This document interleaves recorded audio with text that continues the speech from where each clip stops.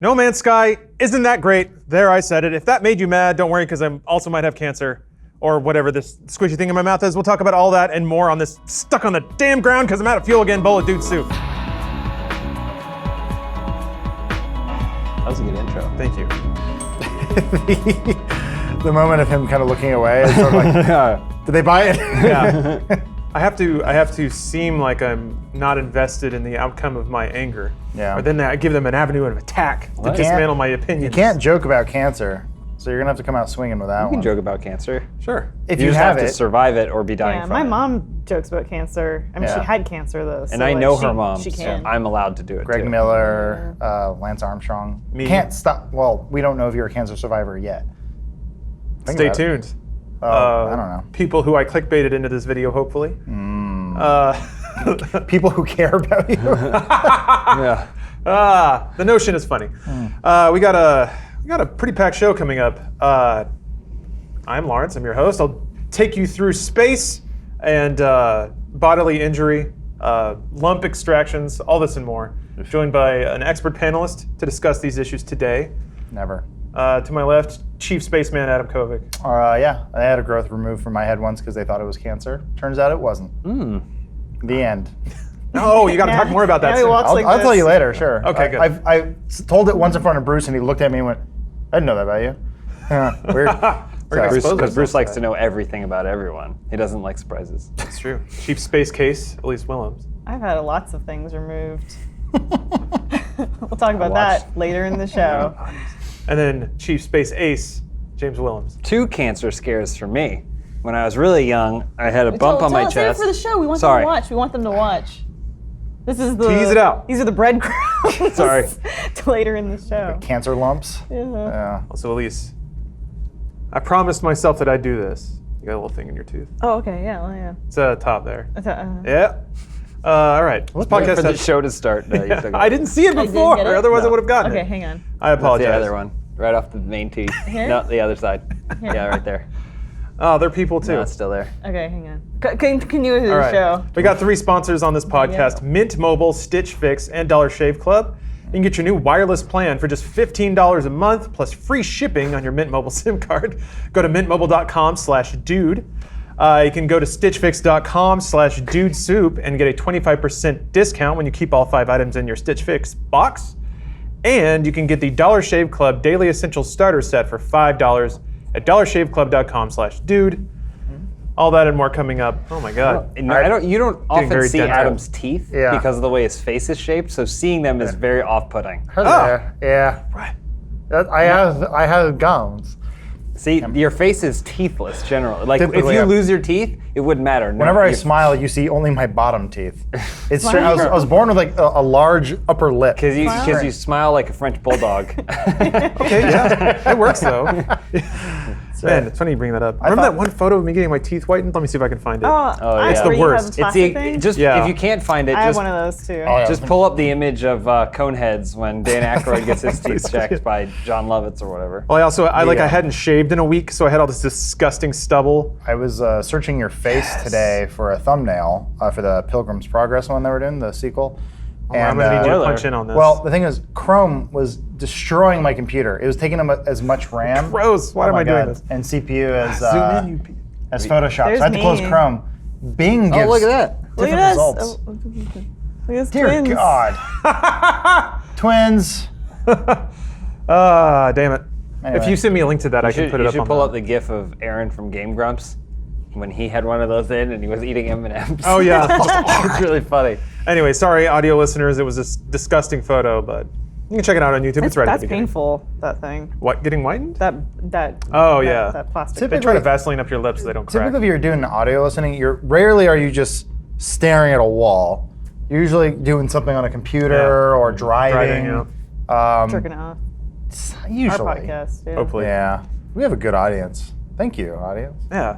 Well done with all that masturbation. All right, that's enough dopamine for you for now. Banter ceased. Let's talk about No Man's Sky. Because, as far as I can estimate, it's the most attention-grabbing headline of the week. You're wrong. I'm probably wrong. I just got out of a meeting where they said Fortnite. Fortnite is king. That's coming up later. Everything you're doing is wrong. I got Fortnite corner. I should Why don't make you guys play more Fortnite? make a shitty corner out of that, or like a bumper. This show lives and dies on its bumpers. This is when Funhaus died. So I claim No Man's Sky wasn't ever that great of a game and still isn't. Adam, you enjoy it though, right? Bruce got me into it.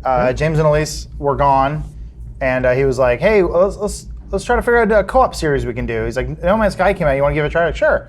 He's like, "They released that next update because we've all, I think, avoided No Man's Sky like the plague."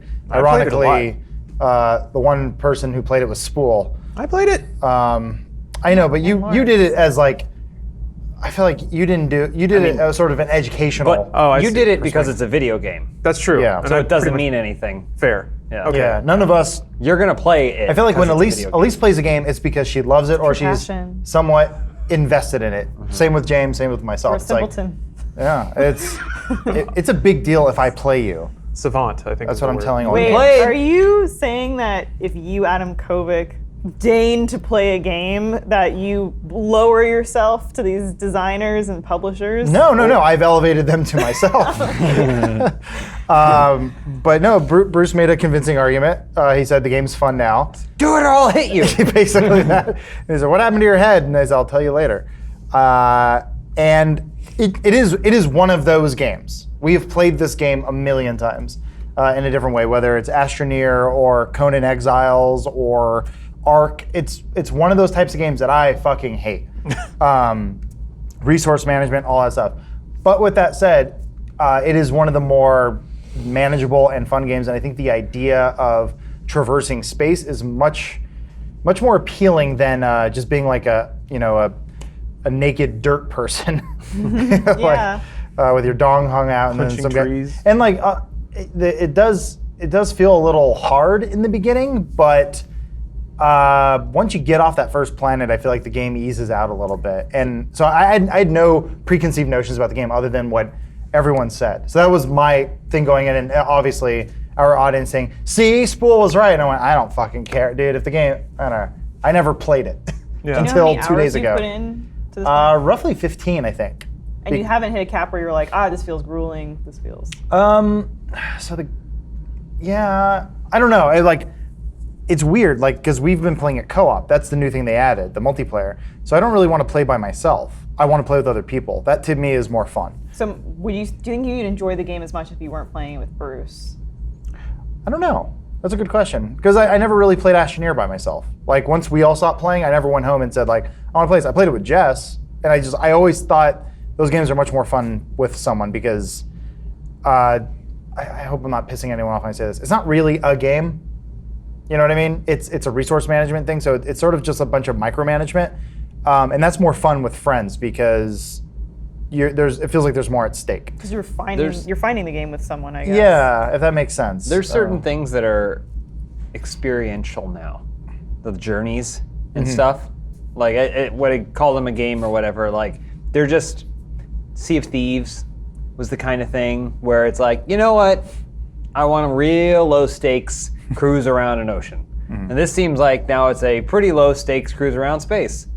Sort of. And if you can do it with your friends, I think that's an even bigger incentive because sometimes you just want to chill with your friends, Yeah. but no one actually hangs out in person anymore. So to do it in a video game is more convenient and kind of allows you to do new cool experiences. I never together. felt like there was too much downtime, and if there ever was, it was sort of just like, let's just gather resources. And even then was sort of like, let's gather resources so I don't die. So what I liked about it was it didn't feel like there was too much downtime of like, well, now I'm going to sit here and wait for this thing. Astroneer had that problem. For those who didn't play it, you'd go around a planet, a procedurally generated planet, and we would find like, what did you find, like eggs or rocks or whatever that you then have to decode, basically. Yeah. And then it's like, and then the RNG kicks in. We're like, you have found a seat. And you're like, okay. So now you now see the barrier. This game, No Man's Sky, I feel like because it's been in development for so long, they now show you everything of like, look what you can eventually build to. And they give you a spaceship that can fly around a planet pretty quick. So for that, I enjoyed the experience that I've had so far. Well, let me tell you why you're wrong, Adam. Thanks. No, I think you pretty much nailed it in that it is best enjoyed as a social experience because prior to this it wasn't. And the thing, I kind of like you guys were saying, I get a little I kind of dig into the game design of stuff. No Man's Sky is a game about slowing you down and frustrating you with steps you've done a million times. So if you want to explore the galaxy, that's fine, except you've got to get fuel.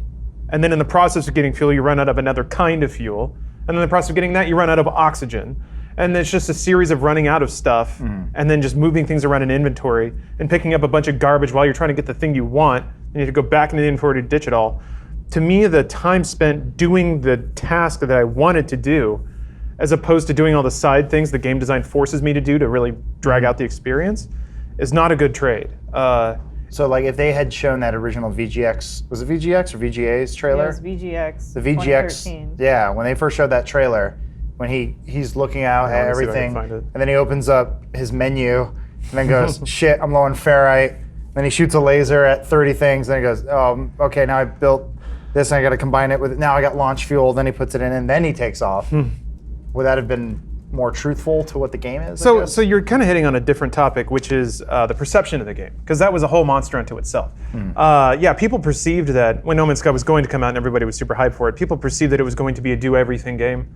Live in space, run into players who can help or hurt you, team up with them, fly across the galaxy, be a space pirate, steal some stuff, bang an alien broad. None of that was the game. And none of that was really promised in the trailers, but none of it was not promised, so people sort of filled it in with their own imaginations. I played Spore, and before that I played Star Control, so I'm kind of used to games, or I was familiar with what No Man's Sky was trying to be. I'm familiar with procedurally generated stuff. And when they were showing the trailers for it, I was waiting for the gameplay loop, because every game has a loop, a series of actions you do over and over again with minor variations. And there wasn't one, so I was waiting to see it, and then there was a gameplay demo, I think at E3 2015, where you scanned a fish, and then a currency popped up. And I was like, there it is. You're gonna stare at stuff. You're gonna stare at stuff and shoot rocks. And lo and behold, that ended up being the game, which isn't a bad thing, except, I don't know, when you reach an impasse of player volition and then player expression, that's a problem. So some of the games I want to compare a game like this to, Final Fantasy 15 and Breath of the Wild. Both were games that allowed you to set a destination. I want to go to the top of that mountain. I want to go to this city. Along that path, you would be tempted by other things. So in Zelda, for instance, you're going down a road and then there's a cave. There might be treasure in that cave. You don't have to stop. There are enemies along the path, maybe. You don't have to fight them. A lot of people bring up weapon degradation in Zelda as sort of an example. It's a little different, I won't get into that. And like Final Fantasy 15 is the same way. You get in your car, you're driving, and then you see things on the side of the road you could stop for. No Man's Sky is like that, except you have to stop for every single one because it won't let you go forward until you stop and shoot a rock again. And when the whole payoff of the game, like the payoff of the game should be making a decision, not being forced into a decision. That's what interactivity is all about.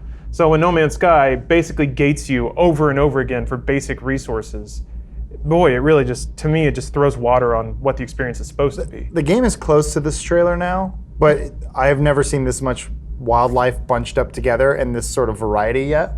It's been a while since we've actually seen this. But yeah, it's usually like 3 or 4 little animals running around, and they do look like spore creations. And if you're playing in multiplayer, the spawning of those gets really weird. Because there were when we were playing with Bruce, I would try to scan stuff and the animal would just blink out of existence while I was staring at it. Yeah. So yeah, the co-op isn't quite the multiplayer experience that you might be imagining. For a free update, it's hard to complain. And I still think, especially if you have friends, it's worth $30 easily. Yeah. But as far as like being a video game, still not quite yet. Then again, I'm on the page with you in terms of survival sims and Rust in the Forest. They're a dime a dozen, man. I played that game so much. I don't need it again. But I will say, flying in space is still awesome. It gets old, but it's still awesome. Going to warp is cool. But yeah, this trailer sort of implies that these are all player characters that just sort of seamlessly fly with you. And then you like fly to other planets, which you can still do. I don't know that it shows you who discovers it on the fly. It's close to this now. Getting there. I've been perusing the No Man's Sky subreddit and stuff, and that's a dedicated bunch. I'm proud of those guys sticking through. I've seen less rough games have kind of an easier transition.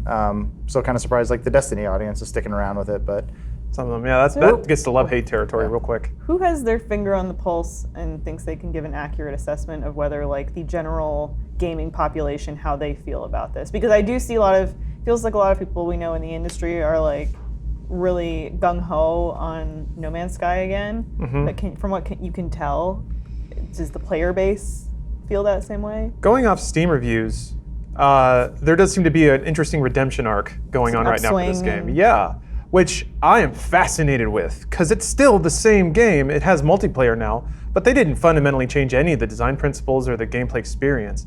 And yet, yeah, there's blog articles that saying like, oh, No Man's Sky is good now. Oh, I just love this game so much. Here's this planet I found. You could have done that when the game launched. And then, yeah, the Steam reviews have gone from very negative to mixed. The most recent reviews are very positive. So whatever, I don't know, I have my own theories. I feel like the gaming audience at large, this is like the high school reunion, 10 years later. They picked on No Man's Sky so bad in high school, and then they've had 10 years to mature, and they're like, you know what, I was really mean to No Man's Sky back then. At this reunion, I'm gonna buy No Man's Sky a beer, and I'm gonna be really nice and say, hey, what's up, No Man's Sky? You look great. What's been going on? You got a family? Man, that's great. And then you tweet about it, you're like, No Man's Sky is doing so well now. I'm so proud of that game. I feel like it's this weird, like, hidden guilt complex in the gaming audience that they're trying to express by suddenly being very nice to No Man's Sky, when it was kind of like, they improved it, yes, but not to the tune of like completely changing the game. Do you think there's a certain aspect of unrealized hypocrisy? Because like No Man's Sky came out and they were like, this is a ripoff. It's a company. It's a scam. They lied to us. Like not everybody, but there was this vocal audience that felt like they had been betrayed, even though they didn't pay a dime for it. And then it kind of was punished for that. But then a million other games came out afterwards that people were more than willing to play. Yeah, you're right. And then at a certain point, people are like, I guess it was kind of stupid of us to complain about this game when we put a lot of our expectations there. But it's just another one of those other games that we do play with our friends. So I guess if someone asks us again, we'll be nicer about it.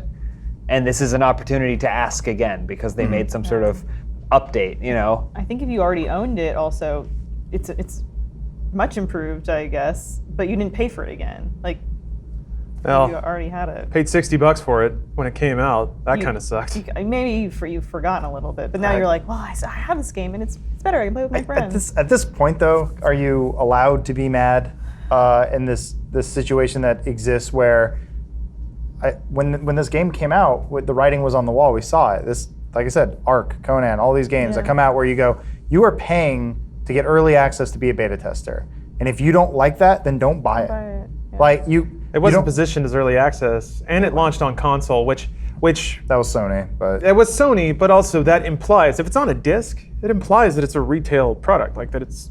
I don't. It's a 1.0. I don't believe that anymore because you're right. I don't know.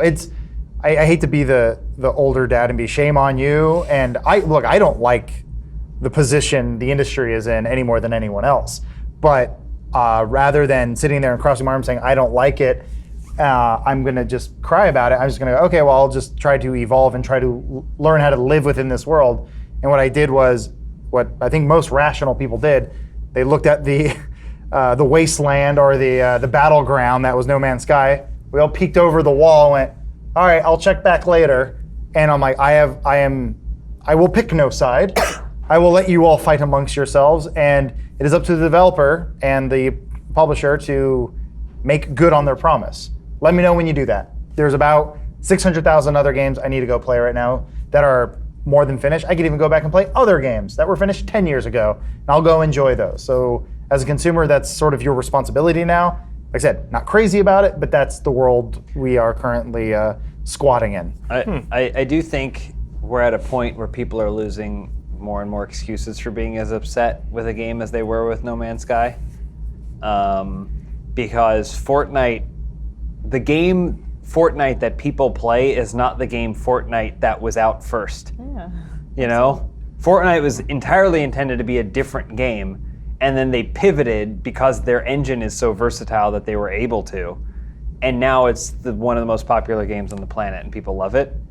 but every single time people log in, they have to click away from what Fortnite was. Yeah, you're right. To play it. So it's you have like two choices. You have Battle Royale and some other jumble of words. some other I've thing never, that no one's ever clicked on. Yeah, there's cobwebs on it now. So you just have to understand that that's you've only kind of encouraged developers in a lot of ways to just get it out there and then figure out what it is later. See what the audience, what they're gravitating to in Yeah. the game, and then pivot and attach to that specific thing and develop further to it. When a game like Fortnite is the most popular on the planet, and then a sequel to Tomb Raider, a third-person action-adventure game, does a 1/10 of the sale. I mean, not Fortnite's free, but like probably even less money. Does 100th of the money that Fortnite makes. If that. I mean, you're just encouraging more and more developers, and it's fine, but you should be aware that it's happening, to release something vaguely, and then wait to see what the audience does with it, and then pivot that game in that direction. So you have to admire a game like A Way Out that made it exactly what it was. And said, this is what this game is. that and nose it's kept different. getting bigger every update. Did you end up going to that Tomb Raider? Huh? Yeah. Oh, was it cool? It was very cool. Are you allowed to talk about it? No, the embargo's not around yet. Okay, never mind. Yeah, Rise of the Tomb Raider coming up. Shadow of the Tomb Raider. yeah. Sorry. Rise I've been of- playing Rise a lot. So Have you? Yeah, I've been confusing it. I'm so excited. Rise of the Tomb Raider is very good, by the way. Holy crap. Yeah. I started it and just never finished it for some reason, but going back to it, It is. damn. There's still time. Everyone finish Rise before Shadow comes out. Oh, sorry. No, you're talking about No Man's Sky. Yeah, Go I for was it. just gonna say, like, I was always curious. I'd love to see a window into any kind of influence or grooming that Sony may have had with Sean Murray during the announcing of No Man's Sky, and because I was always curious whether they kind of like hyped him up to Thank you, Lawrence. popularize the I forget, lost my thought now. They kind of hyped him up to speak to the game in the way he did. Yeah, either like one way or the other. Like They maybe somebody at encouraged Sony was him. like, "Hey, Sean, you might want to like back off on, like, speak more specifically about what the game can and can't do, as opposed to saying like, oh yeah, you can do this and that." Because he seemed to. Those interviews are weird. It seems like now retrospectively or retroactively, he was talking about potential as opposed to what was going to be in the game at launch. Maybe. Yeah, I'd love to have been a fly on the wall and seen. But I mean, you look at interviews of like Sea of Thieves right now, or previously, and the developers just outward saying like, the game it is now is how it's going to be much different 10 years from now. And that's when I go, cool, I'll see you then. You know, I'm like, I know you guys are enjoying it, playing it, but it's not a game that I want to get into right now because I know it's going to change in a year. Everyone I know who was playing it got tired of it, and they weren't on the update. Like, they're like, here you go, here's your update, and people are like, this is unusable. We can't do any, like the Megalodon stuff. yeah. They were like, do you realize what your player? You must have had statistics to see what your players are doing, and this does not at all match up with what the players are doing. It reeked of like Destiny 1 stuff where I still remember like one of those guns to get was with bad juju or whatever, and they're like, you must complete a strike 30 times. Like, you only have 4 strikes. 30 times! Okay. Yeah. You've just created a wall that's large for no reason other than you don't have a lot of content in your game. That's like the Megalodon where they're like, what is it? You have to, it takes 5 people, Yeah. but the party's only 4. Yep. Which means you have to somehow get someone else Yeah. who, by the way, everyone on the internet is an asshole, to help you do it. And it's like, that's nonsense. And then that combined with server issues where, like, if you talk to Dan and John and Jacob about, like, and Peak, the shit that they had to go through where they would finally find someone to help them, and then while they were doing something separately to accomplish the task, the server would change over, thus putting them in a different map with different people. But can you imagine what the Polygon articles could have been? Sea Yeah. of Thieves bringing people together in unprecedented ways. Yeah. and I have no doing- stock in Polygon. I don't care. Oh. Yeah. Sold your stock. Someone on Polygon plays a video game for 1 hour and writes a 2,500 think piece about it. I don't know. I think IGN gave No Man's Sky with the update. They like re-reviewed it and gave They it like did. a 7, and people lost their mind. I was like, no, that feels about right. That's about What right. was their previous? I don't know, probably much lower. I 6? assume. Maybe. Yeah. 6. Needs more kill streaks. 10 out of 10, 6, whatever. I don't know. I think it's cool that they were able to continue supporting a game. Yeah, I mean, to that point, Adires, I don't know how to say the name, but somebody in chat had a good point. I get that No Man's Sky isn't the greatest game ever, but you got to give credit to those devs for taking the criticism they got at launch and kept on working. So yeah, it's I do appreciate that they launched a platform and stuck with it, didn't just like bail out. Yes, what's the other option? Disappear Quit your job I guess. and go back to working in IT somewhere? Yeah. We've seen other developers do that. Other devs have done that. Bail out when it gets tough. So Well, it's like, I mean, Gearbox is a good example. When it's like, here's aliens, Colonial Marines, and the video was an outright lie. And, And then Borderlands 2 comes out, and they're like, what about aliens? You gonna fix that? They're like, there's a new DLC pack for Borderlands. Like, well, what about that other thing you made? They're like, nah. Well, in Gearbox's defense and also prosecution, You're the worst lawyer. When you have a ton of money, you can do that. When you're Hello Games, that's true. you can't. It's true. either the company folds and everyone walks away and finds a new job somewhere else, or you keep working and you hope that you can salvage, or you can get the people that are there to keep supporting it. Yeah. Like those are basically your only options. Gearbox can go, it didn't work, Battleborn sucks, and then move on to the next one because I have to they're imagine Gearbox. Sony was still funding them through this update, right? Well, the game sold pretty well. Yeah. For the dev team and the amount of time they were putting into it, I imagine just through retail they probably cleared a decent amount of money to keep operating. But yeah, I'm not sure. We'll never know those numbers. Yeah. I don't know. Yeah, who knows? Maybe. What was the game that Hello Games made before? It was like Dirt Bike Bill or Joe something? Danger. It's yeah. Joe Danger. Joe Yeah. Danger. Oh, and Joe Danger 2. Yes. Yeah, I just thought that was such a weird story They're of like, cute little games. yeah, here's a cute little side scroller. By the way, we've created a universe. Like, what? You love Joe Danger 2. Now we bring you. I like No Man's Sky only because to me it feels kind of similar to VR. It's sort of a glimpse into the future. Like I feel like one day we're gonna get one of these games that's gonna be a Ready Player One level where it is an infinite universe, but instead of doing resource management, there is still like a Destiny attribute to it where I like the combat in Destiny, but then there's not a lot to do in Destiny. So I was like, oh man, if someone can find a way to marry No Man's Sky and Destiny into one game, where you can somehow manage both things, that may be my perfect game. Where it's I will never leave this place. But I wonder. I think we're still many years away. But it's a glimpse. I think you're getting. We're alpha testers in life. Because Adam, you are describing something that is sort of a hidden desire of a lot of video game players is kind of a single player crafted experience that is eternal, or that there is a series of computers making a game as you play it. That doesn't exist yet. And to a point, computers as we know them now can never do that. Not until we figure out quantum computing. Yeah, that's kind of it has to be like code writing code. And once we get there, we're in Skynet territory, which is fine, man. Maybe that's where the human race is going. I welcome them. Yeah. But Take me. The thing is, only as far as we know, and kind of as exemplified by the internet, the only way a game can be single player forever if it's something like Tetris, where there's, or to a degree even chess or something like that, where there is an upper bound on the human limit of the ability to play that game, and it's people pushing against that boundary as hard as they can. Some rhythm games do that too. Or it has to be multiplayer. You have to have a thinking human on the other end of well-crafted set of rules that will consistently apply a new and a fresh challenge for your brain to try to solve. Yes, that's World of Warcraft, but yeah. Yeah, but I mean, even World of Warcraft, it's you have humans creating quests, but a lot of them turn into 5 bear pelts or go there, get a thing, and come back. Right. Because the tool set you have to make those quests is also limited, because that is also run on computers that are finite state machines. And it's so it's weird. It's and I feel like Star Citizen, it's kind of in the same crowd. People bring up Elite Dangerous in this too. We're still in this era where humans have to make the content that other humans consume for now. That's why bot videos on YouTube are crazy. The fact that bots might be able to reconstitute existing material and make something new that human eyes will want to watch. Man, once we cross over that gap, then our jobs get automated, and then we're like automotive workers that are asking for our jobs back.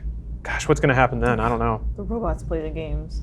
Yeah, the robots make the games and the robots play the games. So what do we need us for? Nothing. They don't. We got to learn how to program the robots. We need to learn how to have sex with the robots. I was gonna say pleasure the robot. Yeah, please the robots. We're just going to be pleasure slaves to the robots. Feed the robots. What a great future we're building I for know. ourselves. Gosh. All because we remained in No Man's Sky. I love pleasure future. So fight back is what I'm telling you, audience. If you don't want the robots to take over, develop a more middling opinion about No Man's Sky next. No. Putting all that aside, though, it is a nice way to spend time with friends. Like you were talking the Sea of Thieves experience.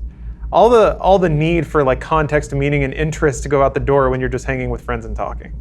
So, it's half the price it used to be. So, I think it's worth checking out, especially we're playing it on PC, and it seems I've heard some people have issues with it. Who was it? the menu I think Omar. You had to garbage in that game. Omar had to reinstall like a new power. Yeah, they brick or put a something. new power supply. Oof. Yeah. I mean that sounds related. Maybe I don't know. I've had nothing but a decent time on it. Every problem I've had so far seems to be server side, like things disappearing. Jacob, I guess, had an issue where he was on a freighter and then just disappeared, and he was just floating in space and then he died. So I'm like, with a game that has a permadeath mode, that seems unfair. Yeah. So, whatever. I feel like permadeath is just its live streaming spice. That's why Create more tension on behalf of the viewership. Bruce and I did it. Yeah. We're like, Bruce and I streamed it. We're like, we'll do permadeath mode. That way it's exciting to watch. There's something at stake. Yeah. And you hit the nail on the head. We didn't die. And I think Bruce said someone invaded his game at one point and immediately started trying to kill him. And then he just quit to the menu. I was like, oh, so I guess Nice permadeath. try. Yeah. If you can just get around that, I don't That's know. the internet, man. Human behavior. Speaking of which, there's actually a really cool article about weird human behavior, or we can talk about body lumps, whatever. We'll get to it in a minute. First, we got to hear from a sponsor, Mint Mobile. Mint is an independent cell phone network that will allow you to step away from a larger network you may be using right now. Specifically, Mint calls out AT&T's new administrative fee that they just latched onto every bill that got them $800 million in revenues for really doing nothing, aside from just throwing a generic fee onto bills. So Mint would like to remind you that you do have a choice, and maybe Mint would be something that could save you money and give them a middle finger to giant corporations. So basically, it's a pay-as-you-go a la carte kind of service. They have 2, 5, and 10 gigabyte 4G LTE plans that operates on the T-Mobile network. And if you go to their website, you can see what the coverage is like in your area. Luckily, I live in Los Angeles, so I am privileged to have pretty good coverage here. I actually switched over to Mint, and it's been totally fine ever since. I used to be on Google Fi. So there are some, when I travel, it might get a little dicier, especially going to other countries, because Google Fi is really good about international travel. But in the money that I'm saving, it's definitely worth buying a data SIM wherever I go and just using that. Every plan also comes with unlimited talk and text, so you don't have to worry about that. It's just pure data. And if you're not 100% satisfied, Mint has you covered with their 7-day money-back guarantee. So you can try it for a week, test the reception, test the data, see how it works for you. I found that most of the time I was just using around 4 gigabytes of data a month. So compared to Google Fi's plan and Mint's plan, I was overpaying by like $50 a month. Now that I've switched, I get to keep all that in my bank account. And if you'd like to try it too, you're welcome to. You can get a new wireless plan for starting at just $15 a month, plus free shipping on your Mint Mobile SIM card. Just go to mintmobile.com/dude. That's M-I-N-T mobile, mintmobile.com/dude. So thank you, Mint Mobile. Appreciate it. Thank you for saving me money. Yes, you can applaud now. All right. So what would you guys like to talk about next? We got weird body lumps. I'm fascinated to hear Adam's weird tooth story. Tooth. Well, you were head. showing your teeth. Head story. I just have a weird mouth. There's no story there. Do you think That's it was genetics. the lump that threw your mouth off balance? No. No. My hair's weird. I always part it to one side. That was because they found some lumps on the back of my head. You can kind of see it. I don't know if it looks like a bald spot, but it's not. Yeah. But they found some lumps there, and there's like a growth, and the insurance took care of it because they said it could potentially be cancerous. They did a biopsy, said it wasn't. It's just I grow random lumps or whatever. But when they cut it, they had to basically got a facelift in my 20s, and they like pulled my head back, and that's why my hair's weird. Interesting. Yeah. Wow. That's it. So did they tell you what the lumps were? It was just growth. I just grow. Of what though? Skin? Skin. I don't know. People just get Growth, lumps, man. you know? People Remember- do get lumps. Goiter, probably. Remember, what's it, the dad from Braveheart? The king? Yeah. He had lots He of had lumps. Yeah. He had leprosy. Yeah, he had leprosy, right? Right. Yeah, That's- the lumps disease. Wait, that's- King's blood, they say. Isn't that the opposite of lumps? That's when your skin like rots and falls off. Well, it lumps up first. Oh, okay. Yeah. That makes sense. Just so you know where it is. Yeah, that's it.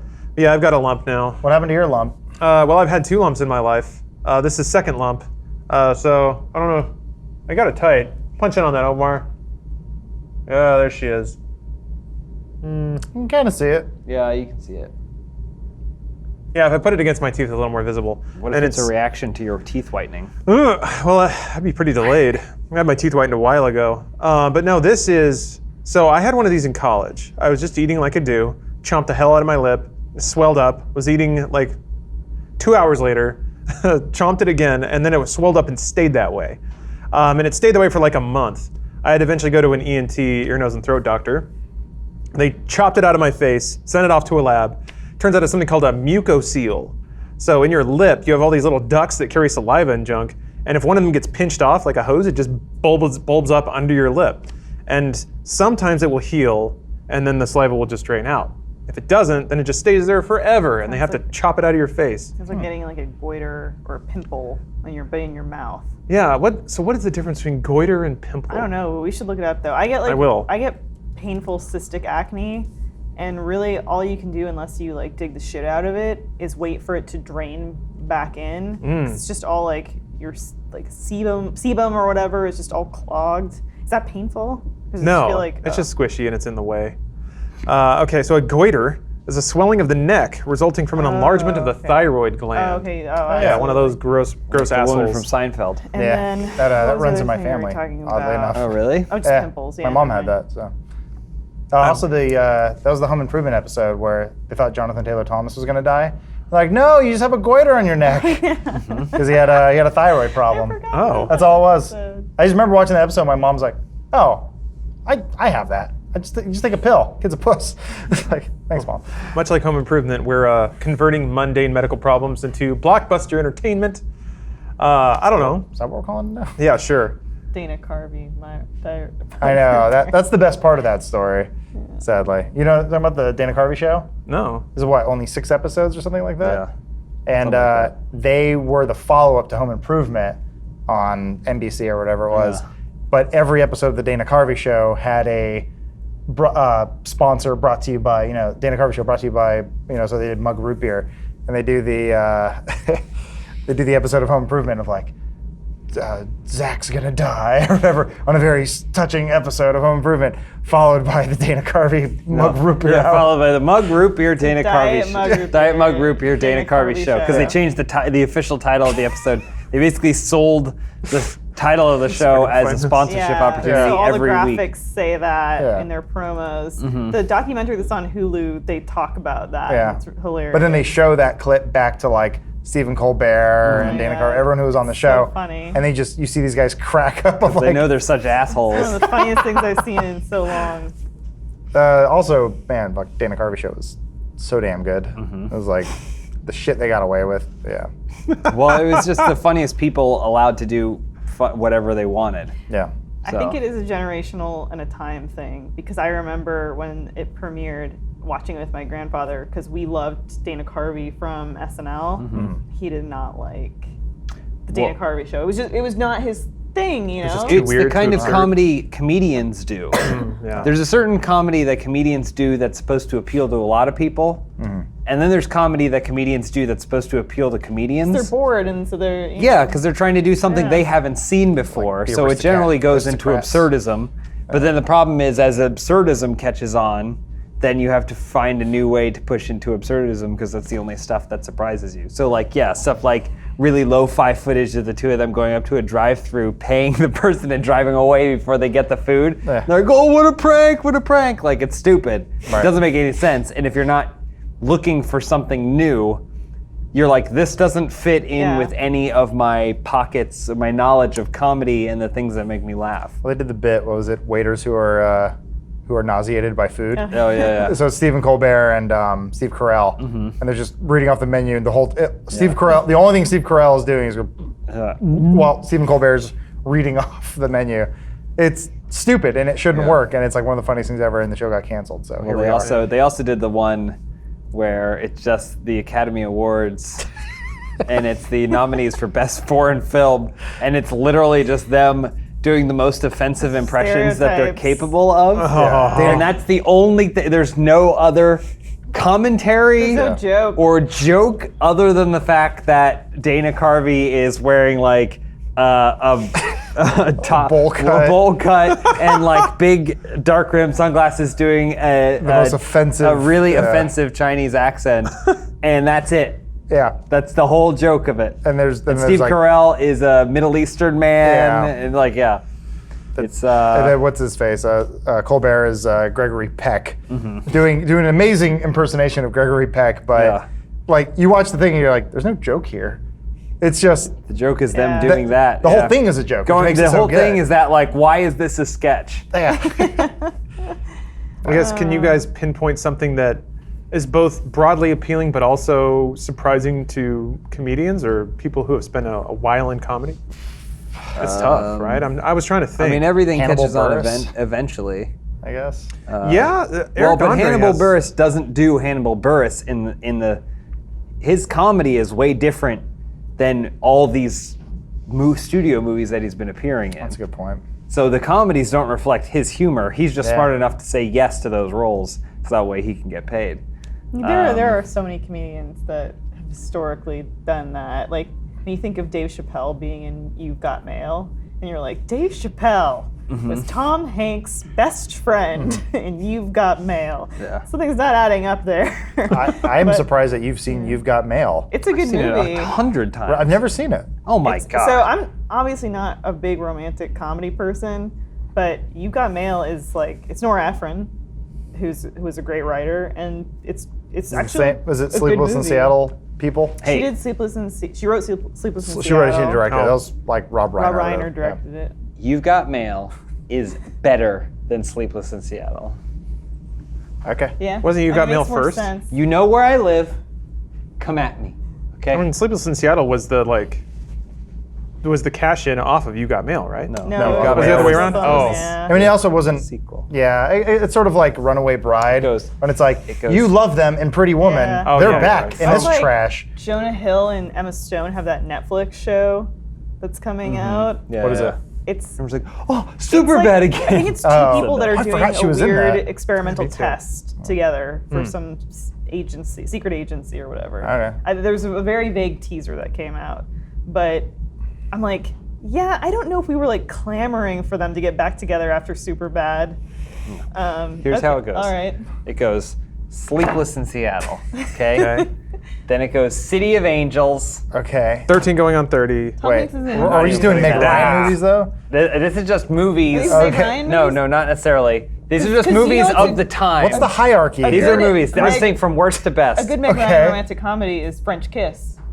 Because you Not have on Kevin this Kline list. in it. Sleepless in Seattle. Okay? Is the worst? Yeah, it's the worst. Harry Okay. Met Sally? Then not on the list. Damn it. Not even on the list. 10 things? One Fine Day. I keep trying to guess. Hold on. And then we got You've Got Mail. Top. Wait, well, City of Angels was in there at one point. Yeah, it was Sleepless in Seattle, City of Angels, One Fine Day. Okay. You've Got Mail. I've never seen one. Bed of Roses? No? I've Those never, are I've never nice. seen the Sunset trilogy or whatever. The first Oh. one's okay. First one's real good. I liked it a lot. Link, They get- Link. they I get haven't seen little- any other There you two. go. I said, hey, Link, Long-winded. see you later. And then I saw Battle Boy, and that was a looked pretty at good you, movie. yeah. Yeah. Battle Boy? About About a Boy. Oh, yeah. Battle that was Boy. Battle Boy would The be story great. of one man who fought in a battle. But he's a boy. at first. But then we filmed it again 5 years later. He's still fighting. Oh, God. Can Meg Ryan save him? About a Boy's good. I'd watch Battle Boy. No, About a Boy. Yeah. What's his name? Turbo Boy sucks. It's also I it's didn't called like it. Boyhood, by the way. What'd I say? Battle Boy? I said about a boy. Oh, Battle Boy's a different movie. I know, but he's talking about Richard Linklater.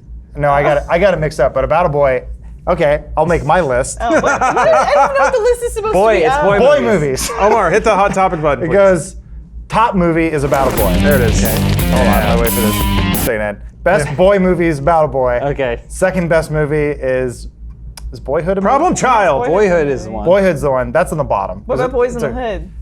Second. Does it have to have boy in the title, or does it literally have to be about a small male child? Lost Boys could be on there, except So would boy in the title? half that movie's trash. Half that movie's trash? Basically, What I mean, half? the vampires. Oh, how dare you! They were the coolest. So the one who was the Bill and Ted one. What's his face?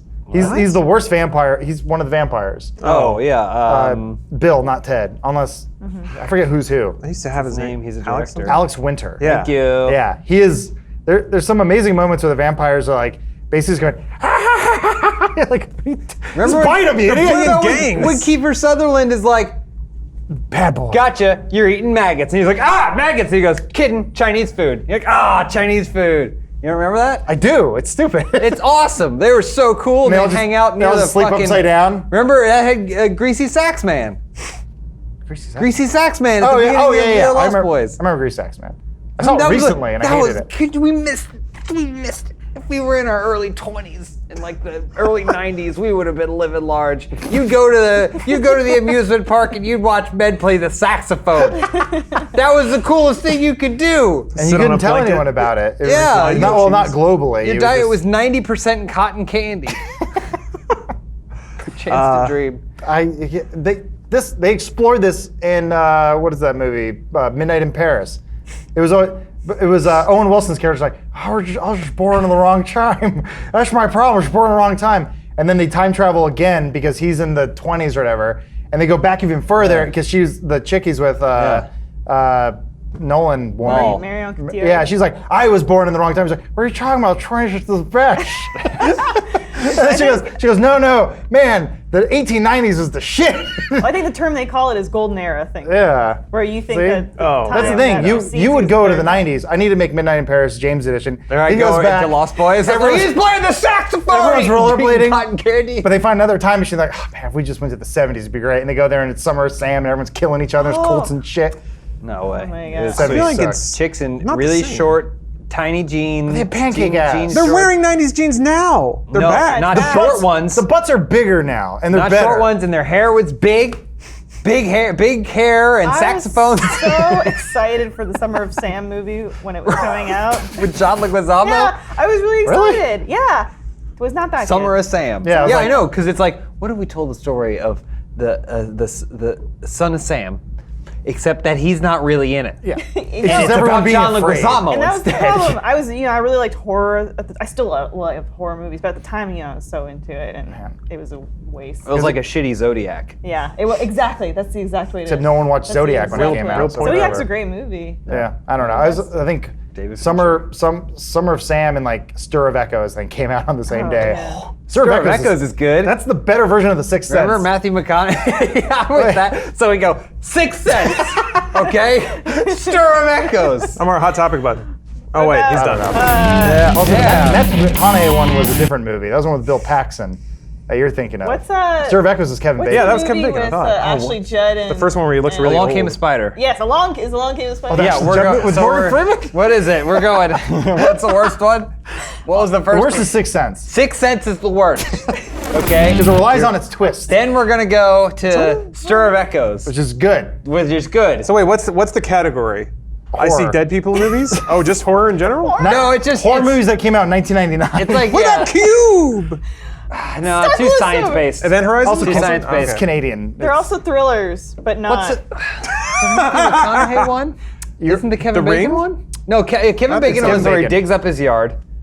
That's Yes. like 90% of the movie is he's like, Identity. there's a ghost! I think so. digs up his yard. Not ident- no, not What's ident- the fucking Matthew McConaughey one? It's the one with Bill Paxton where it's like where you think that he's telling the story, know but what you're he's talking telling about. his own story. I know Is you're that the one talking is it with about. the dad and the sons and all Yeah, that yeah. stuff? Yeah, yeah. I And they're forget like, the you name of gotta that. lock him in the barn. It's a good movie. locks him in the barn. Think about it. What is it? Good I job forget. It's like it's chat probably. knows. I'll look it up. God damn. Or I don't know. Just type in Bill Paxton, Matthew McConaughey movie. This is like Matthew McConaughey pre-True Detective when it was When he like was still big. it was a gamble to put him in a movie, especially He only surfed in movies.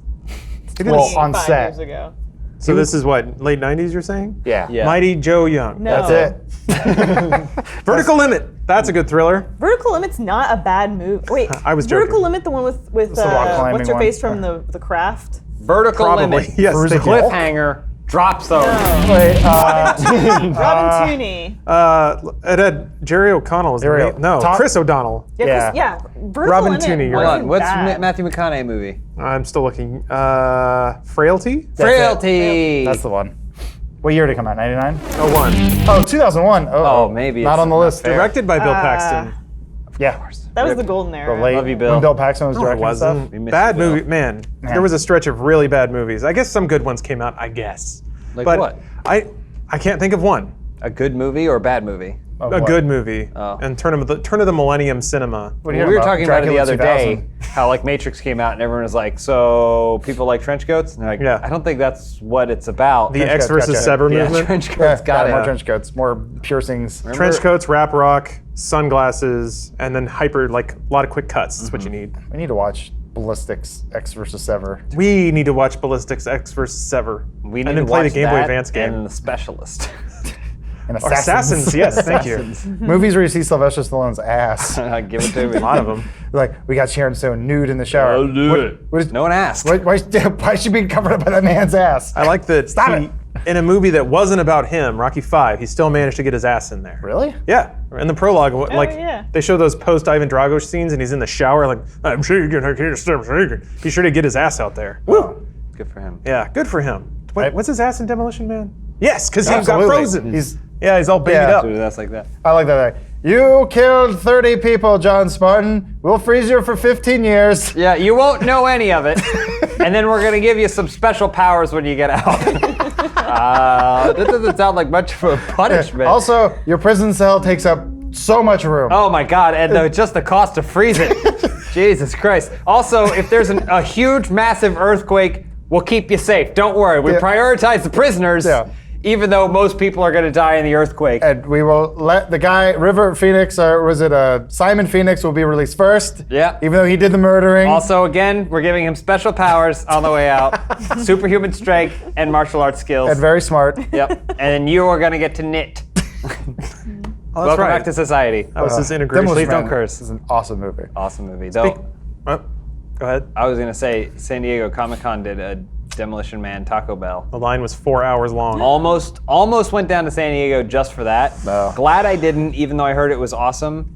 But I heard that they didn't even play Jolly Green Giant on the piano there, which is Disgraceful. nonsense. And I felt bad for our European friends who come overseas to San Diego Comic-Con because they were like, why isn't this a Pizza, Pizza Hut? Hut. Well, because they're in America. Hey, don't knit your own clothes. Get new clothes from Stitch Fix, who's sponsoring this podcast. Stitch Fix is a great service. Stitch Fix will allow you to get a curated box of clothing in the mail as often or as infrequently as you like. So essentially, you can fill out a style profile, and then a stylist will be assigned to you, and then they'll pick out clothes according to that, put it in a box, ship it to you. That fee is $20, but if you decide to keep any of those articles of clothing, that fee is applied to that article of clothing. So it's essentially free styling if you decide you want anything, and if you end up shipping it back, it's a $20 fee. It's honestly not that bad to have somebody with style and taste try and clothe you appropriately. And if you're a t-shirt and jeans person, you might be able to use the expertise of somebody that knows how to wrap a body in something visually appealing. It's actually kind of cool too, because as you go along and you get the various boxes, you can also leave reviews and notes on the articles you get, whether you really like them or you would like them if this one thing were changed and stuff like that. And that all applies to your profile, and then in the future when your stylist is picking out new clothes, they review all of that and tailor that to you. So the more you put into it, the more you get out of it, that sort of thing. You can get it whenever you want. It's not a subscription service.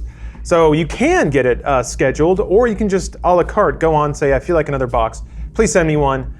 Just if you're feeling fancy on a given weekend, do a little makeover in your bedroom. Got to put on CoverGirl or Vogue, put on all those clothes if we're talking like late 90s makeover sequences. I should make a video that's a hyper cut down of like all of those. Anyway, you should go to stitchfix.com/dudesoup to check it out. You will get a 25% discount on your box when you keep all 5 items in it. Once more, that's stitchfix.com/dudesoup.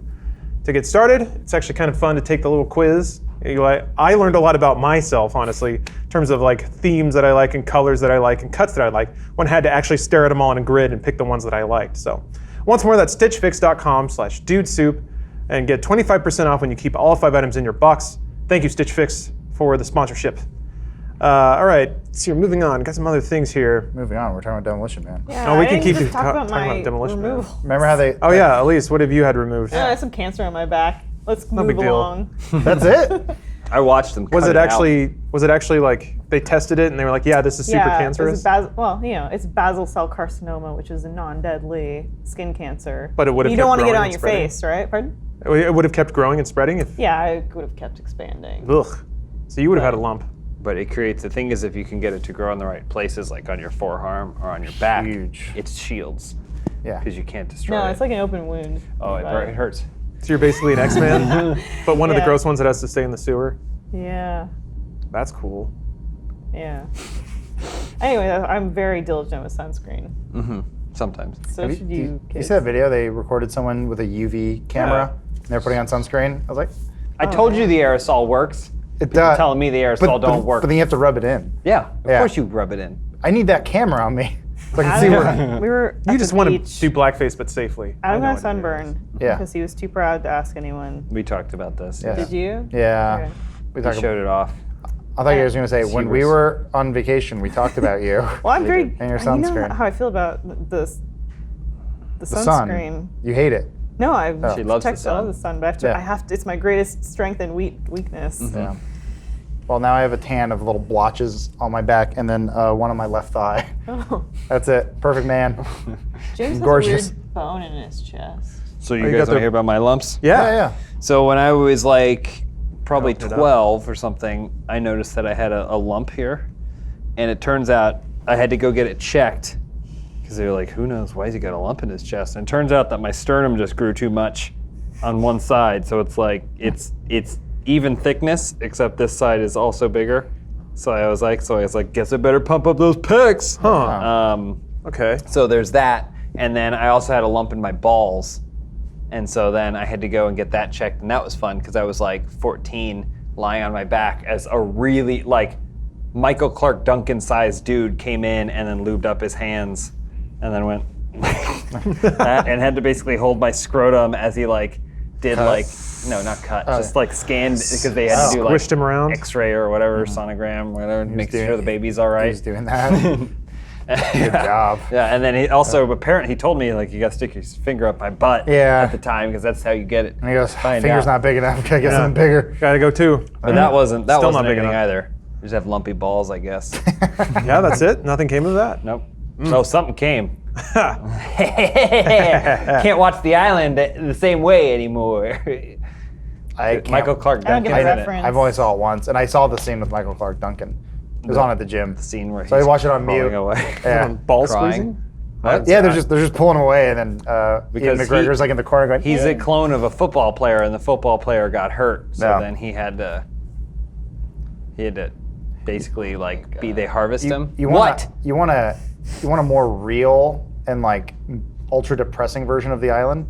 It's a movie called Never Let Me Go. Surrogates. Oh, yeah. Oh Yeah. yeah. Alex Garland did. Yeah, And it's yeah. just like, God, that was rough. yeah, if you want to be mentally kicked in the balls, Mentally watch that fondled movie. in the balls. The Yeah. book's real rough. Fuck, too, man. but- Yeah. It made me like Andrew Garfield, and then I saw Spider-Man and I said, I don't like him anymore. No, so close. Almost had Adam. I'm still back to zero. Before you move on to the on next Garfield. topic, Lawrence, I just want to say that we've had No Man's Sky footage on behind us for the last hour, and all they've been doing is hydroponic bullshit. Welcome to No Man's Sky. I mean, part of it is this: the person spent literally 10 minutes just trying to figure out where to put the first one. Drove me crazy. No Man's Sky. It's one of those games that's semi-therapeutic because it's like a Zen garden where you're like, I'm just doing my thing. Not great for gameplay content, I don't think. We'll see how our videos perform, but I don't know. Like maybe stream content, maybe if it's just like kind of a background thing. But man, oh man, to me it's a fairly boring game. But that doesn't make it bad. This psychopath just flew out of their ship, turned around, and flew back in their ship. Yeah, because he's trying to make it pretty. I think when you land, it recycles or regenerates certain things in your frigate. God. Yep. No Man's Sky. No Man's Sky. No Man's Sky. All right. I guess on to Fortnite corner, which I really should develop a graphic for. That again lives and dies on those graphics.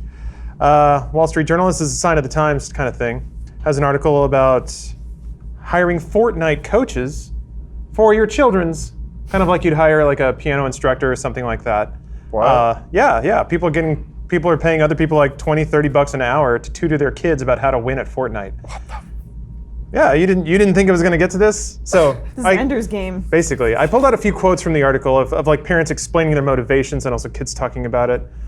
Quote, "There's pressure not to just play it, but to be really good at it," said Ms. Hicks, a project manager from Winchester, England. "You can imagine what it was like for him at school."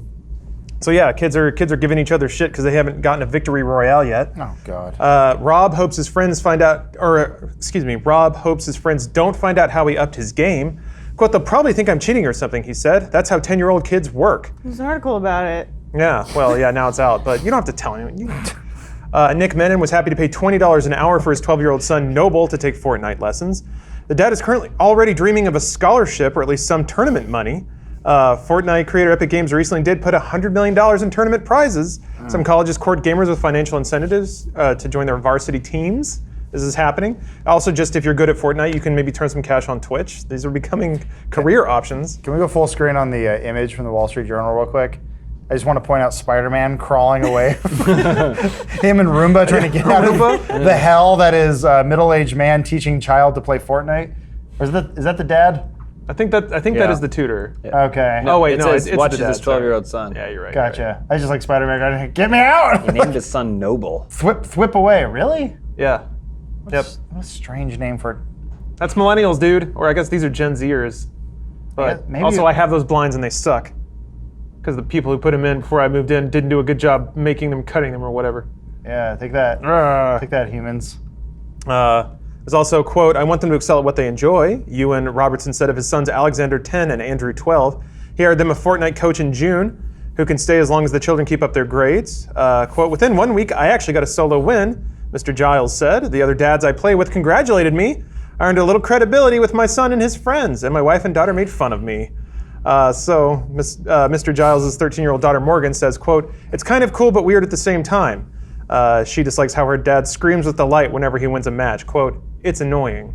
So If you this is the world we live in, where you your have to dad's like, sync- "Oh, I got a victory royale!" if you have to sync to your child's level for them to think you're cool, you have failed. That's as a what it parent. always is, though, isn't No, it? Okay with your, this. your children should look up to you and go, "I want to be able to throw a baseball with you, Dad." You go, "Never." Man. And they Says the guy without a dad. He's there. Just don't talk to him. I threw catch with Dad on weekends. Adam and I have a catch sometimes. Yeah. Well, I throw things at you. You don't we catch have, him. sometimes we have a catch together. I think it's like kind of nice. I mean, I think guess it's endearing. I think that's there okay. are worse. Stop trying to impress your kids. They don't, Impress? No, spend time with. Spend Yeah. time, sure. I only ever spent time with my dad when I was doing what he wanted to. Here's Good. Here's the truth. The truth of the sucks. matter is, for the longest time, video games are associated with young people, and that's been going on for like 30 years now. So it makes sense that the people that like video games are 40 years old and have kids, and they're like shit. Like, find an excuse to play video games. Like Elise and I will do it where we'll try and like pitch each other on games, knowing that it means we get to play the games we want to play with each other. It opens up time. I think this is no different than that. If the dude wants to play, he's like, yeah, I want to play video games, and he likes Fortnite, and his kids are into it, then that's just that's just saving time. I guess you know? it's like if your kid was like, "Hey, you want to go throw a football with me?" And you were like, off, Dad. "Fuck, I wish my kid would play Overwatch." Oh, yeah. Yeah. But he's not good enough. He can't Adam, carry his ass. Let me spin a scenario for you. Sure. You sync to your kid's level, but you're always better than them. Yeah. So duh. you're playing Fortnite and you knock them out every time, you victory royale, and you just lean in the doorway. Another win for me, huh? Well, we would have to play. We'd have to play with a team. I can't be matched up against them. You just find them. Yeah. So I would just leave him behind. Okay. Yeah. So you play and duos then and I go, "You watch." make sure that they're always seeking any kind of acceptance. But that's from you. I suck at Fortnite anyway. So You gotta step up your game, gotta hire a coach. No. Here's the thing with these kids. Here's a tip for you. Use a mouse and keyboard, assholes. Pay me. Yeah. I'm your coach. Part of it. Yeah. First buy the $3,000 computer. Oh, yeah, whatever. Well, there wasn't that a whole thing? Like They're some also people, they're playing on one screen. What's happening here? Maybe they have two TVs. This is like the first episode of Posing for a iZombie, photo op. where they're playing a single-player game together. How's that work? Rob Come will on. apologize to you for that. I do not accept his apology. No, similar to Charlie's Angels when there's two kids playing Final Fantasy VIII.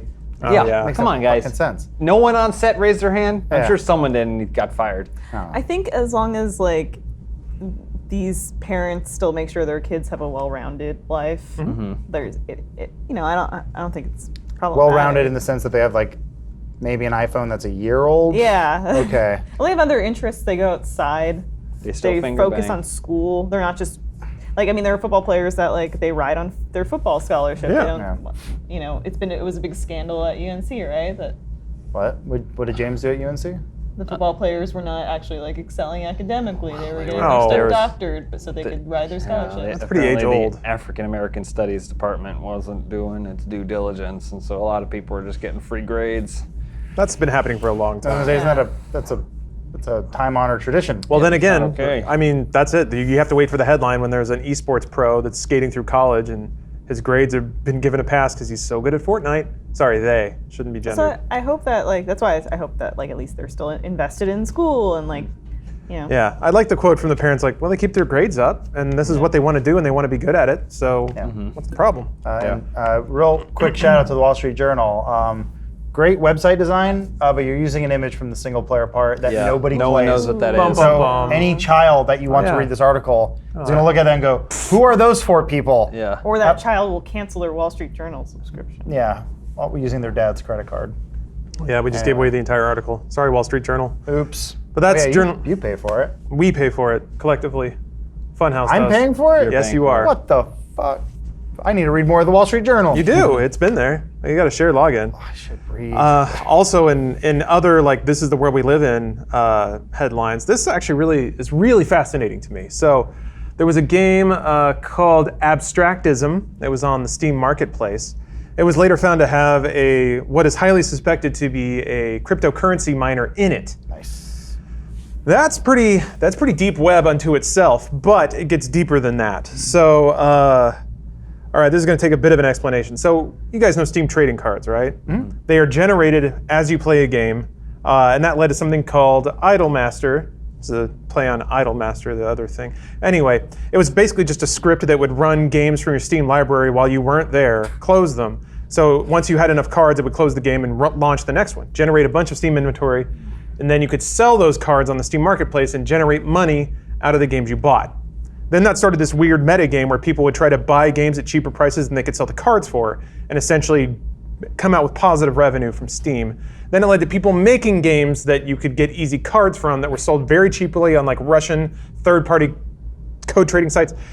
Essentially, Steam's marketplace has opened up weird financial loopholes before, and it happened again. So this game, not only did it ship with malware, it also generated Steam items, which are not cards. So these are like Team Fortress weapons or stuff like that. There's a digital inventory. It would generate a bunch of like meme stupid items.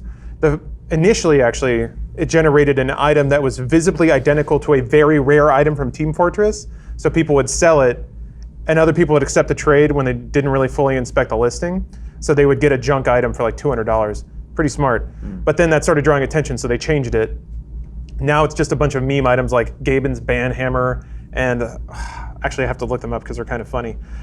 This all originally comes from a YouTuber, Sid Alpha, originally did a whole expose on this. Let me see if I can find the items because, yeah, so there's the Banhammer. There's also the gay box, open if gay. Should come with gay key. Let me find the gay key. It's very exciting. Well, anyway, it's just a bunch of like internet meme stuff. Seems harmless. I understand. Yes, it's a gay, yeah. Do you I mean, understand? that's universal, though. Sort of. So here's where it all gets like criminal mastermind territory. The items are dropped at a specific time while the game is running. And that time gets longer and longer. And it resets every week. So you have to keep the game running, which means that the crypto miner is running. You have to launch it at specific times every week to get the item reset in, which will upload the hashes that theoretically upload the hashes you've crunched and download new ones to work on in the coming week. The items that it drops, the rare ones you can probably sell on Steam for positive money, or you can convert them into gems that can generate Steam trading cards, which also turn into money. Also, the game is $1. So they've basically made this pyramid scheme where they want a lot of people to run the game to generate revenue for the creator, but also generate revenue for themselves by making items. And then what you can do is buy further copies of the game, install them on other computers, have those generate items, and you're basically generating a bunch of spurious Steam value while also mining cryptocurrency for the person who made the game. Also, whenever you sell a Steam item, the game's creator gets like 10% of that exchange. And those cards sell for like 20 cents, right? Yeah, but it's volume. If you have an anime game on Steam, those sell for a lot more. Just so you know, those can sell for like $1.50 a piece. People want those badges, man. I hate Steam so much. It's become a weird thing. So I have a strong opinion against it now. Yeah, right? So Steam recently got very libertarian about its own marketplace. They got into trouble for like willingly pulling some games for being too sex-driven or too violent. Too sexy. Yeah. Sexy. It's just too sexy for Gaben. Gabe was just too sexy. So now they basically said, we're not going to pull anything unless it's straight up trolling or illegal. I mean, this is pretty much straight up trolling. It also violates Steam's terms of use. You're not really allowed to include executables that allow remote execution, which is what you'd have to do if you want to run a crypto miner. So it did violate Steam's terms of use, but at the same time, it's a pretty masterful exploitation of the system and the marketplace that exists. And it came in a very unassuming package. So it kind of begs an age-old question. We are, in the microcosm of Steam, running into very big ideas about marketplace and guidance. Is this okay? Is this a caveat emptor situation? Or should there have been more oversight to screen and make sure that things like this don't get unleashed on Steam, where a bunch of unsuspecting people might download and run this game and never know that their electric bill is getting fucked, so some dude in Russia can get a lot of Bitcoin? Well, what do you guys think? There's not a right answer, by the way. Capitalism works every time. This is an example of it. It works. Trickle down and such. Yeah? No, I don't agree. I think this is exactly why you don't just let things go wild. Because people are inherently going to take advantage of other people to their own benefit. And ultimately, at some point, this shits on someone. This is a system that ultimately, at some point, shits on someone.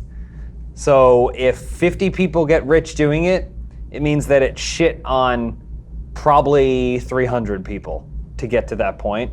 And that shouldn't be the case. And it certainly shouldn't be the case on Steam, a place where you just want to go to play your games. Yeah, to play No Man's just Sky. No Man's Sky. So I'm going to circle way back. What are the points of the trading cards? Just a collection? No, actually, other than what's friendless slots. You can upgrade.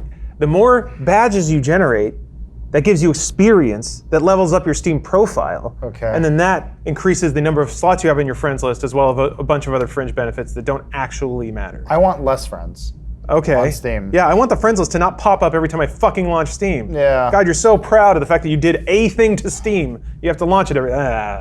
Anyway, sorry. No, but yes. I'm just there. Steam does so many things now that I am confused, like an old man trying to figure out why people like Fortnite. Being like, I don't get it. And I guess if you had a lot of free time, it would make a lot of sense. We've talked about this before with the Steam trading cards and you get other. Steam chat emoticons. Is that a thing? That's just flex, bro. You get the trading cards and just to flex. Just a flex. Bro. Okay, that's fine. The thing that always bugged me is you cannot possibly get enough cards to make a badge on your own. You have to. It was meant to drive money through the Steam marketplace. You have to buy and sell them. Okay. That's how I got my Psychonauts badge. I didn't know you had a Psychonauts badge because I don't look at I your got profile. a foil Raz. Come at me. Oh wow. That's my man. You don't know what he's saying. Did you Did you have to spend money to buy the foil cards? Oh, it was fate, baby. How did you get all foil cards? I've No, had I like didn't say all foil. I said I got a foil Raz. I had sorry. one foil. I thought you had a foil badge. My bad. No. I've only seen like one foil card in my life. Sold it for like a $250. Not It selling was a my good day. Raz. I mean, not people. a chance. I guess if people are having fun with it, but it sounds like it's like those Team Fortress servers where they're just like idle server, sit here and things will come, and like generate items. like you're just wasting electricity. Just stop it. Stop. Yeah. People do what they want to Waste do. time. Stop it. Well, People gotta do it. the I argument just don't think Steam should enable that in this case. the argument to be made in this favor is that, to my knowledge, I haven't seen anything like this before. I mean, there have been crypto miners distributed as malware with a bunch of stuff, but for them to exploit the marketplace in this way, it did require a lack of rules, and now we know that this can be done. So it's almost like with too much oversight, you open yourself up to attacks because you're not allowing them to happen at a small scale. Mm-hmm. I don't know if there's any value to that. I'm just throwing out ideas. But I mean, it would be nice to believe that I could go to the marketplace and buy a game and I don't have to like run bug check on it every time. Not that I would buy a $1 game. Like it actually started because Sid Alpha noticed that this game was using way higher resources on his CPU and GPU than it should for a game that is line art. Mm-hmm. He posted this on Steam. They posted something like, "Oh, there's complex shaders and post processors." And they were like, "Really, dude? It's a stick figure game." I guess I'm not surprised. I'm just disappointed. Yeah, no, that's Steam now. What are I some guess. of the reviews like? Oh well, it's gone. Oh, it is. Steam has gone. has removed it since because it got that's flagged right. Sorry. for review. But that's the thing, though. If enough people are on the inside, they'll all boost a game's reviews because if they're in the like pyramid scheme of weird Steam marketplace stuff, they can manipulate that too. So It's like the Monopoly game, the McDonald's Monopoly game. What do you mean? oh There yeah, were no legitimate winners in like the Oh, yeah. history of the game. Yeah. It was all manipulated by a guy who worked at the marketing cop, company. right? Yeah. dude, laundering Former pieces. cop, yeah. He was head of security, and he would just like go into the airport bathroom and stuff them in his pockets, and then hand them out or he would give them to his butcher, like people in his intimate circle that could basically launder the money and give him a cut of it. Wow, so many hash browns. He did good though. He like What a mailed one of waste. them to a hospital. He mailed like $1 million piece to a hospital, a St. Jude hospital. What a hero. Yeah, well, that's the thing. Regular Mom. Robin Hood. So like the hospital announced it, and the McDonald's went over and they were like, something's off here, but we can't. Like they said it out loud, so we can't yank $1 million away from a fucking hospital. Yeah. So he did. That was an interesting play. I like that stuff. I left my zombie scripts in the other room. God damn it. It's okay. We were gonna experience the next exciting chapter of Zombies, Elise's hit screenplay. It's not mine, and I can't talk about it. I told you guys I couldn't talk about it. It's a friend of a friend's idea. It's out there now. zombies. I can't participate. EES. It's out there now. Just put another E in it, and then it's fine. Adam did an impression of you the last time. Do think. the impression. It's me, Elise. Yeah, see? How you doing? No, you say Really it. the one you No, you did? say it. No, say. It's me, Elise. It's me, Oh my God, it's the same. Weird, right? Which one's strange? which one how was- you're, like, kind of attracted to me? Which one was talking? Yeah, if you close your I'm eyes. sitting over here. Okay. And Yeah. then Adam. It's me, I'm Elise. Stand over here. No, he said Adam do it. Adam? Yeah, go ahead, Adam.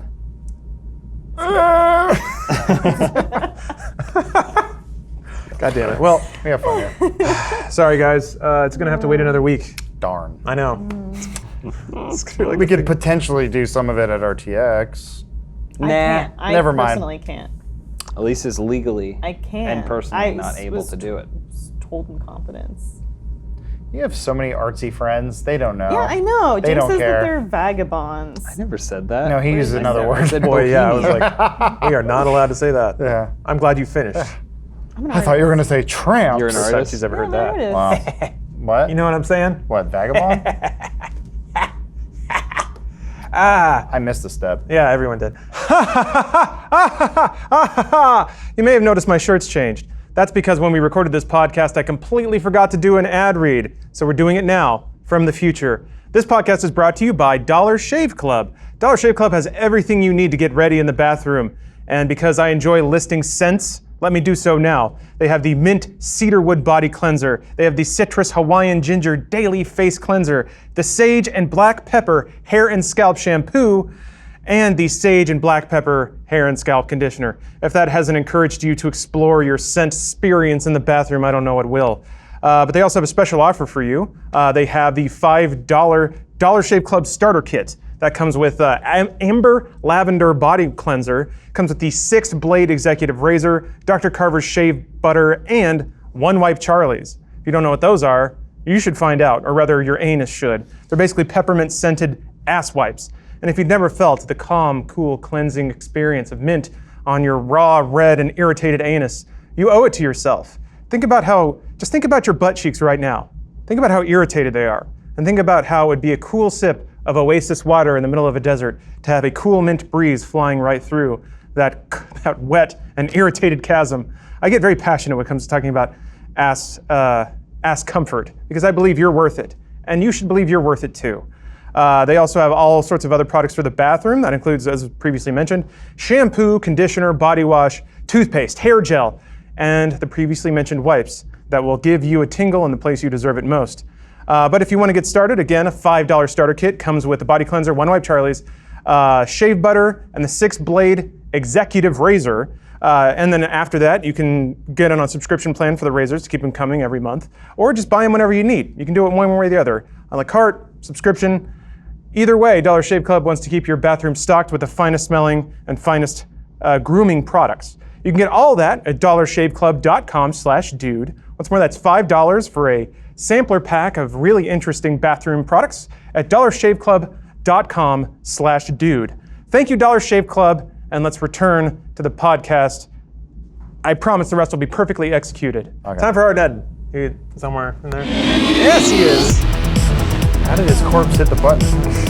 Slid off of a. Good job. Slid off the side. God, it's the best song ever. All right, so Final Fantasy VII House. We know it, we love it. We can I'm smell about it. halfway through the Crap. rabbit hole, listening to the whole story. Just realized we still don't have sound, and I told myself I'll just find another one during the podcast at some point. Then I didn't. All right, this will work. Fine, fuck it. What about Demolition Man? That's pretty hard, Nettin. It is, yeah. Might be the hardest netting. All right, this is. All right, this is kind of a soft volley, but I'll take it anyway. So this is from Instagram. It's the hot Pokemon trainer. Cool. He goes around the world being hot and fighting Pokemon. So there he is with Selena. Follows way more people than follow him. Well, for now, we'll see here. Oh yeah, he was in the hospital a while ago. There was one plot arc where he was in a Pokemon battle that was so intense, he got damaged. Oh wait, he's with Selena Gomez. Just put that one together. Looks like he's always with Selena Gomez. Well, I think he's Pokemon fighting Selena Gomez, who is changing outfits during the battle, which is an interesting tactic. Huh. Anybody taking down my Haunter is truly on another level. Where does he live? It looks beautiful. Is that like Montana or something? Maybe. What's going on here? Does he say where he lives? Celadon City. Adam? No idea. Is that a Pokemon town? Damn it. They're all Pokemon talents. My name is Selena. I'm the gym leader of the Celadon City Pokemon Gym. I'm impressed you made it up here, but you're foolish to think you can win. Look, there's a sign. Well, yeah. So you know. I don't know. I don't understand why you asked, because it says it right there. So it's a narrative. Do you think How often does he post? Fairly often. Yeah, every, 10 minutes? Last I checked in. Oh, he's There's a capturing video Yeah. Where? on the bottom right. Oh no, please don't be bad. Please don't be bad. Please don't be bad. Yeah, we don't Like have his sound. kid? Where's he looking? The script that he didn't write. Actually, I think I can play it off my laptop. Whoa. That's exactly what I was trying to figure out. She said they were going after legendary Pokemon. Legendary Pokemon? Shouldn't force like this kid into Just it. like how Lugia was captured. So why would they take your Pokemon? Is that a car? I thought they were after legendary Pokemon. I don't know. None of it adds up. Do you think he tells people he's a So I called the filmmaker? cops so that we could go Good. back and Good. Especially when they don't ask. I want them to know. There you go. Here's your coffee, sir. He goes, filmmaker. This woman's part of an organization. She took your Pokemon and is hunting down legendary. How many more hours is this video? Oh, something else. Oh, that's the other sound. That other No Man's Sky video is still playing. There we go. Sorry, guys, you didn't get the proper audio-visual It's okay. experience. It's fine. We got it. Oh boy, yeah, there's a lot going on here. Whoa, rooftop, boys. Man. Arc 2, the grim reality. Man. I'm surprised. Oh, we got in at the end of Arc 1, Legendary Trouble. May 21st. Boy, there's a lot here. There's a lot to buy into. Loves Pokemon. Loves Pokemon, loves being hot. Yeah, there he is. Yeah. Wow. Ladies, if you grew up with Pokemon, you can grow up even further with Hot Pokemon Trainer. Oof. Just make sure our friend's nearby. So yeah, here we go. Here he's all battle damaged after getting lasered in the stomach. Poor guy. By who? Gyarados? That was that Oh one. boy, that's a Oh, lot. this is beyond me. That's a lot of hashtags. Yeah. I knew about There half is of red and hashtag blue. Gyarados. Really? Yeah. Is that the evolution of Gyarados? I don't think so. No, he hashtagged everything though. Look at Wouldn't that. you? That's just smart marketing. I don't think I've Hashtag cute boy. I use that hashtag.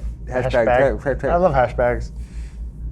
What I wanted to do is read through the arcs so I could bottom line it for you guys, but I'm a little behind the 8 ball here. I apologize about that. Has okay. he optioned these There it rights is. to a film yet? There's a Gyarados. What That's the hell? Gyarados, yeah. Is he all bloody? What's going Yeah, on there? careful. Wow. Get him. What's the flower's name? Vile plume. Get him, Vile Plume. Stop Gyarados. And also save your friend who's all bloodied up for some reason. Oh, yeah. He really likes getting shot with lasers from water type Pokemon. Who doesn't?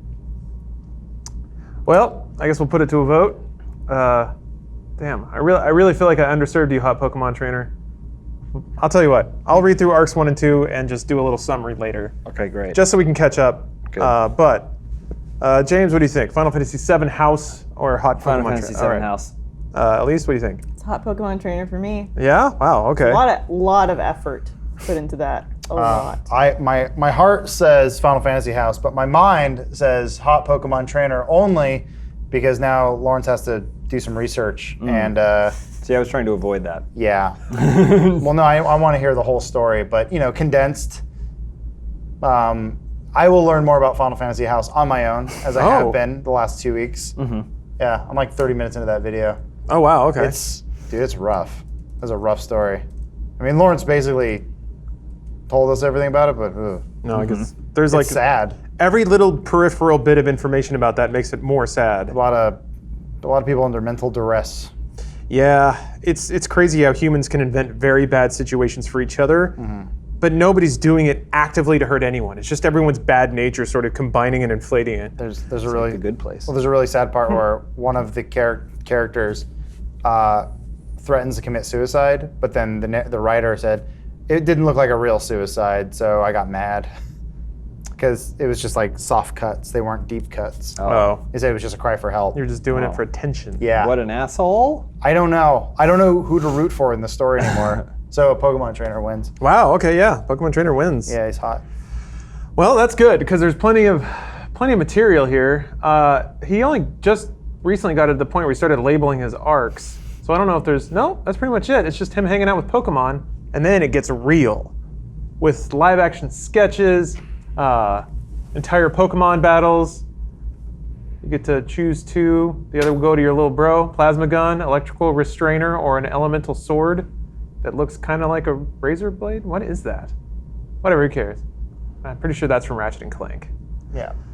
Anyway, that's what happens when millennials grow up and get muscle definition. We're millennials. I was gonna say, I don't know if he's a millennial. Yeah. Is he younger? He's probably post-millennial. Post-millennial, yeah. What are they going to be called? Post-millennials? I think turbojets, we And call wrap them. up the show. It's a good show. If you can't see, audio listeners, both of my hands are pointing heavenward in victory. He won somehow? You won the podcast? I did. There are no I win winners. every podcast. There are no Where's winners my here. trophy? Only losers. Yes, thank you for listening this week, everyone. Feel free to leave a comment yelling at me about No Man's Sky or whatever, since everyone loves it now. It just doesn't make you right. It's a good game. It's a game. Question mark? ... Don't tell me how to have fun. To be continued. I'll keep playing it between Overwatch matches. Always Still playing. Still on Overwatch. Still so good at it too. That's frustrating. You're good. Almost at it. diamond. Almost diamond. Almost. A little rusty. Yeah. If you enjoyed this podcast, I'd appreciate it if you recommend it to a friend. That's how we can grow, get bigger, do live shows. We also got a couple plugs for you. Got some new merch coming up. You might have seen this on Twitter, but we got a cool baseball jersey. The back's pretty cool too. Unfortunately, the camera doesn't sell how actually well made this thing is. It's pretty heavy. It's well stitched. Most baseball jerseys I've seen can be pretty cheap, gift store quality stuff. This is much better than that. Thick. We'll get it fall. Yeah. Wow. Did you hear that? Do the fall test again. Sound of quality. One more time. Wait, hold on. Wow. Whoa. Good sound. Each jersey comes with 1 syringe worth of steroids too. No, we cannot. It does not? guarantee that. Not a I was promise. misinformed. Well, Sorry. let's leave it up in the air. Okay. Maybe it will. We're currently working on and hoping to provide a syringe full of steroids with every order. Maybe it will. That will be available at RTX if you're going. So please Stay. Please dig around in the, ooh, Adam's trying to pin the jersey to the table with a coffee I want you mug. to be able to read it. That's how heavy it is. It's pulling a coffee mug off the table. That's quality, An ladies and empty gentlemen. coffee mug. An empty mug pulled off the table by this quality jersey. Like that you guys determined that weight equals quality. It's heavy. Piccolo wears weighted clothing, and he's awesome. Exactly. Have you ever like opened a flash drive and it just has like bolts in it to make it heavier so you have the perception that it, thank you. Heavy no. doors. I'm surprised Vegeta never adopted the weighted clothing strategy. Well, he did the 100 times gravity, which Yeah, I is know, essentially but- the same thing. not in weighted clothing. Yeah, you're right. The Saiyans never did He that. wore They just had the stretchy. spandex, and then he talked about how light his armor was. Jersey's also Really supposed disappointed to be in online at the end of the month. Supposed If you're to not be going on at the end of the to month. They feel good. Nice. Also, if you're coming to RTX, please join us on first night for the first screening of Arizona Circle. It's a sketch comedy show that we've been working on for a while. Very proud of it. Like to get it in front of as many eyeballs as possible. And put this little note in here for myself. Please laugh. Even if it's pity laughter, that's fine too. Just laugh. I'll get everyone else laughing. I'll take it, all right? I need it. I need this. Jeff Ramsey's going to be there. Judging. Laughing. And if we don't laugh, or people don't laugh, At least he's going to get fired. He's bringing his laughometer, which Jeff has most of the time. It's just got 2 meters. At least hired, at least fired. A lot riding on this. Yeah. Well, for Elise. Yeah, not We're for all us. fine. Yeah, no, we're fine. White males. Everyone knows women get one chance. I joke, but it's sad. Glow's a good show. You should watch it. Oh yeah, well, There you go. Uplifting. Got to end on an uplifting note. Glow is an all right show. But yes, thank you guys for watching. Really appreciate it. Again, recommend it to a friend. Leave a review if you'd like. And we'll catch you next week. Until then, goodbye, everybody. bye. So long, farewell. So they're within their right to fire him whenever they want to for whatever they want, right? I think it is pretty hypocritical. I think it's, I don't know if you guys saw, but recently Bobcat Goldthwait came out and was like, oh, well then you should probably take me out of the new Disney ride that's coming out where I did a voice